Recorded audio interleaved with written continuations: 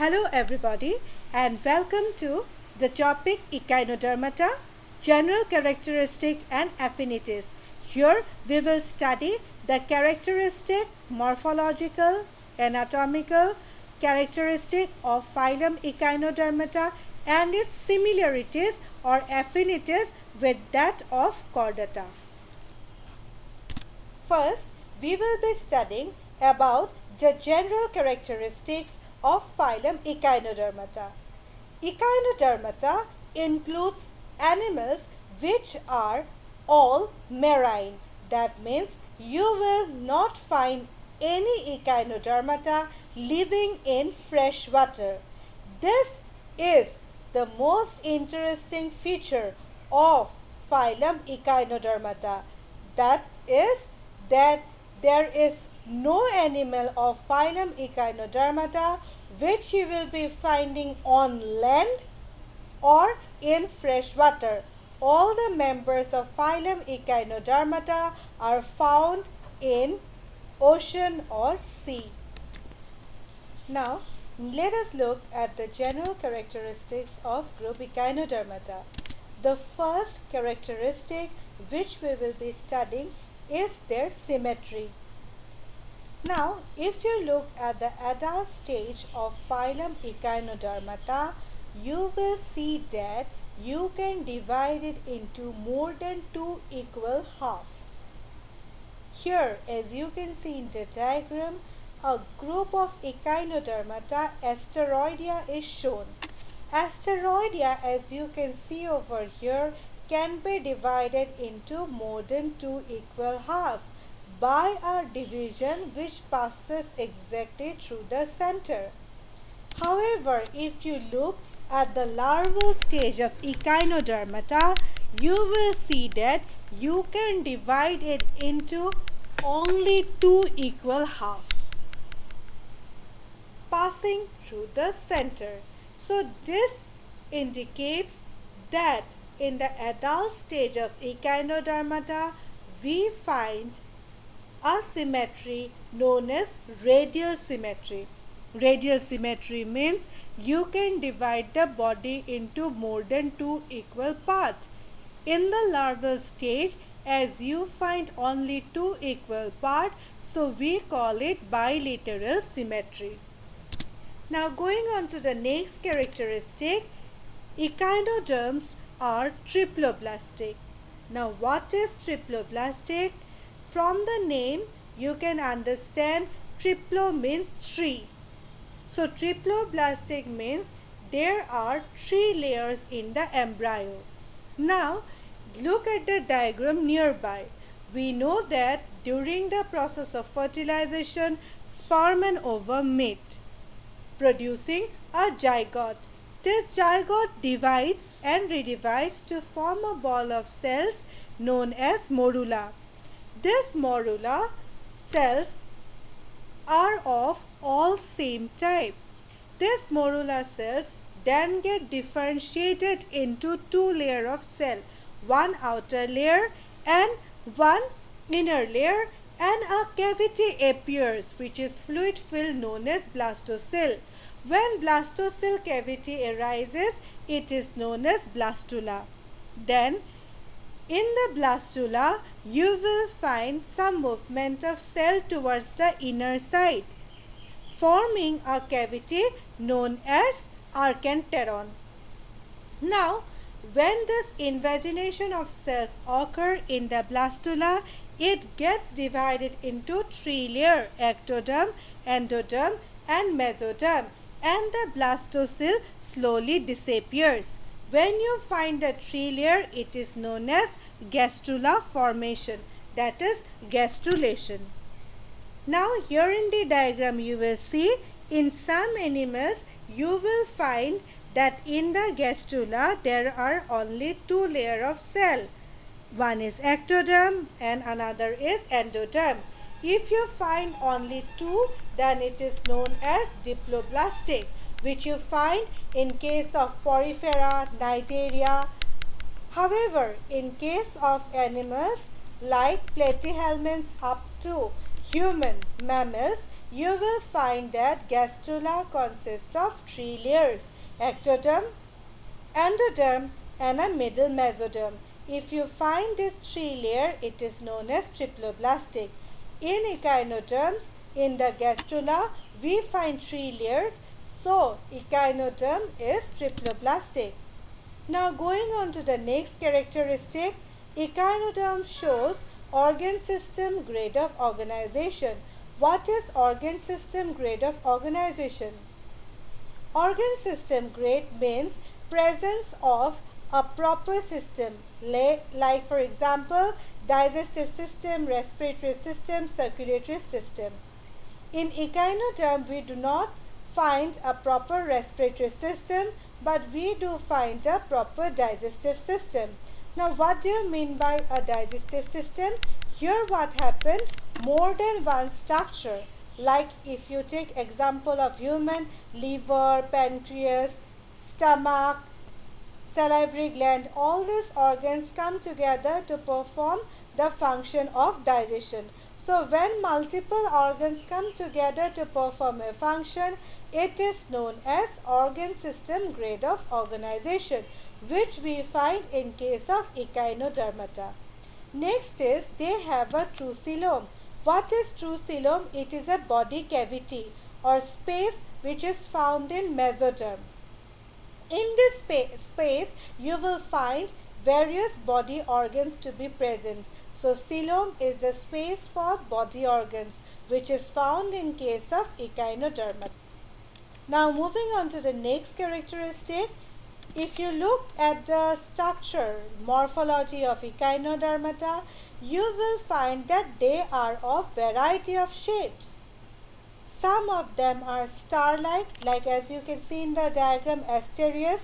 Some are elongated, as you can see, holothuroidea, they are long. And spherical shape, as you can see here, is echinus. So body of echinodermata have variety of shape. Next is their body is unsegmented. If you look, here is a diagram of grasshopper. Here what you can see, body is properly divided into a head part, a thorax part, and an abdominal part. But if you look here in the echinoderm, you cannot find a definite head. Neither you can divide this echinoderm into certain subdivisions of the body. So their body is not divided into segments or repeating units. Next, in the same diagram of echinoderm, you will find that their body is covered by some spine-like structures. These are calcareous spicules, that means made up of calcium carbonate. These are for the process of defense. They have their body cavity modified into a system known as water vascular system, as you can see here in this diagram.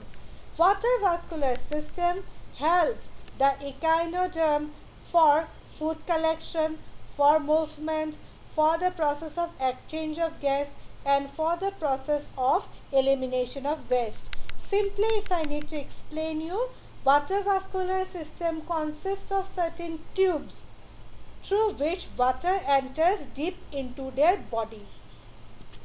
Next is they have certain structures known as tube feet which help them in the process of locomotion. So this feet movement is related to the water vascular system, which we will be studying later on. Now moving on to the next characteristic, you will not find in echinoderm a proper brain, which is the main unit of the nervous system which controls all the body functions. Rather, what you are going to find? You are going to find a ring of nerve. From the ring, some radial nerves arises, but there is not a proper brain. Next is their respiration or exchange of gas occurs through tube feet and gills. So when the water enters through the water vascular system, reaches up to the tube feet, exchange of gases occurs. Oxygen is taken inside and carbon dioxide is released outside. There are also certain structure, as you can see here in the diagram. Here it is written dermal branchiae. Dermal branchiae are those structures which helps in the process of exchange of gas. In addition to the dermal branchiae, you will find at the center a spine. We have already studied it is for protection. Then you are going to find certain structures known as pedicellary. Now what are pedicellary? This structure, as you can see here in the diagram, consists of some jaws or teeth-like structure. This teeth-like structure present on the surface of echinoderm helps to cut out the larval stage which try to settle on the back of the echinoderm. Next is their sexes are separate, means that you will find one male echinoderm and a female echinoderm. You will not find an echinoderm with both male and female organs in it. Next is, in case of echinoderm, you will find that fertilization occurs outside the body, not inside. Next character is that in case of echinoderm, you will find that they have the capacity to regain their lost part. That means if you cut an arm of the starfish, it has the capacity to regenerate it. Now coming on to the next characteristic of echinoderm is that they have a group of sense organs which are very poorly developed. This poor development of sense organ is due to the fact that they have a very poorly developed nervous system. Sense organs of echinoderms includes certain tactile organs which responds to touch, chemoreceptor which responds to change in the chemical composition of the surrounding water in which the echinoderm is present, and also it helps to take a test of the food. Terminal tentacles. This terminal tentacles also helps the echinoderm to be aware of their surrounding environment.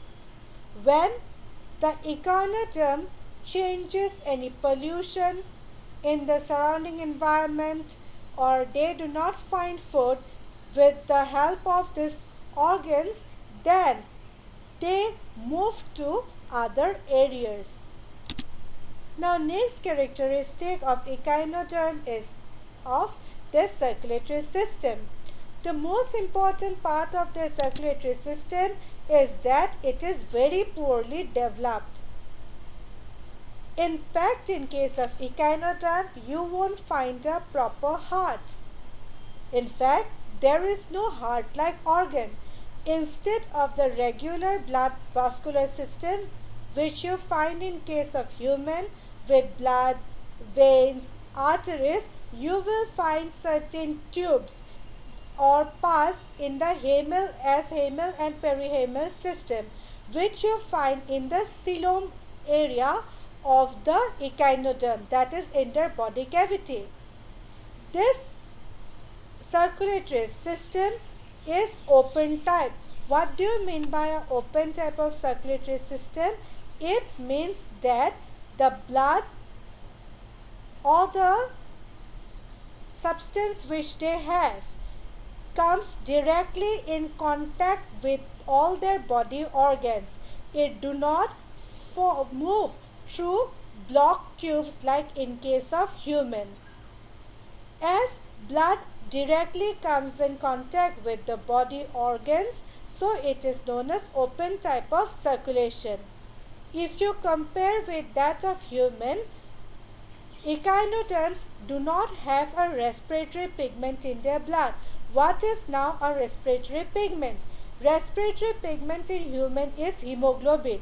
They are called respiratory pigment because hemoglobin helps in transport of oxygen and carbon dioxide gas. Because in case of human, blood do not directly come in contact with the organ. So we require a transporting medium. However, in case of the echinoderm, blood as it directly comes in contact with the organs, so it do not require a respiratory organ. Next is, there is a complete digestive system. As you can see here in the diagram, you will find pyloric stomach, then you are going to find cardiac stomach, mouth, pyloric cecum. So all this make a complete digestive system in that of echinoderm. Thus, the echinoderm have a next last characteristic of echinoderm is that they have certain ambulacral parts which include certain structure like ossicles, plates, spines and suckers. You can see here in this diagram. In case of sea stars or starfish of echinoderm, you will find the ambulacral groove. This is a depression which you find on the mouth containing site, which is known as oral side. In echinoderm, you are going to find two sides of their body. One containing the mouth is known as oral side. The other opposite of the mouth is known as aboral side. When the echinoderm, which are generally sessile, they cannot actively move from one part of the ocean to the other. They generally settle to the bottom. So the side of the echinoderm which faces the bottom generally contains the mouth, that is the oral side, and the opposite side is the aboral side. So ambulacral depression you find on the oral side, and it will move from the mouth region up to the end of the arm. And from the side of this ambulacral group, you are going to find this tube fits. And between the ambulacral group, you will find interambulacral. Now, next topic is, what is the similarity of echinoderm with chordates? The first similarity is that both shows radial and indeterminate cleavage. What is radial cleavage? Now, here in this diagram, you have seen a embryo with 4 cells. After the zygote is formed, after fertilization, zygote divides to form 2-cell stage, then 4-cell stage. This 4 cell again divide to form a 8-cell stage. Now, what happens in radial cleavage? In the process of cell division, cells are directly over one another. So this is known as radial cleavage. That means on top of one cell, another cell is formed. Then on the second cell, a third cell is formed. So during the process of cell division, cells are aligned directly on top of one another. Second is indeterminate cleavage. Now in indeterminate cleavage, what do we mean? See, this is the first cell is the zygote. This zygote divides to form a 2-cell stage. If you separate the 2 cells of the embryo and allow both of them to grow, each of the cell can form a complete embryo. This is known as indeterminate cleavage. But however, in case of Annelida, you find determinate cleavage. What do you mean by determinate cleavage? It means that if you separate the 2 cells of Annelida in the 2-cell stage, each cell will produce a part of the body of the entire organism. So that is determinate cleavage.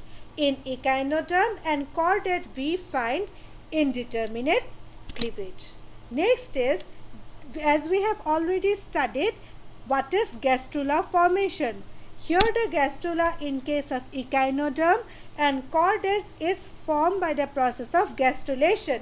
Here you can see in the diagram, the outer layer ectoderm moves inside, invagination. So this movement inside is the process which we find in case of echinoderm and chordates. Next is, mouth is derived by ectodermal invagination. This ectoderm, which you can see in the diagram, moves inward to give rise to a mouth. Next is, adult anus derived from embryonic blastopore.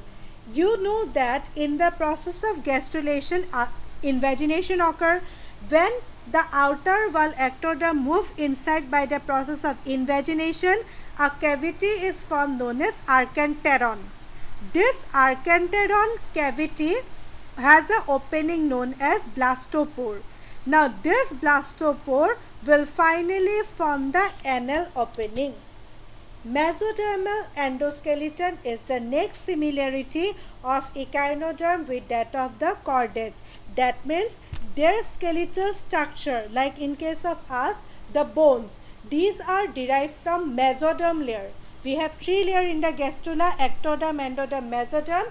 So in case of echinoderm and the chordates, mesoderm give rise to the skeletal structure. The skeletal structure of that you find in case of echinoderms are spines. So spine, which are defensive structure, are derived from the mesoderm layer. Next is their coelom is derived from the anteron, that is archenteron. You can see here in this diagram, from archenteron small pouch occur. You see in the second diagram, pouch occur, early mesodermal pouch. So this pouch, bag-like structure, gets separated from the archenteron, and this pouch finally give rise to the coelom. So since the coelom is derived from archenteron, it is known as enterocoelous coelom. Both are deuterostomes. Deuterostomes mean that blastospore give rise to anus. When from the blastospore mouth develop, it is known as protostome, as you can see in the first diagram. And if from the blastopore anus develop, it is known as deuterostome. Thank you so much.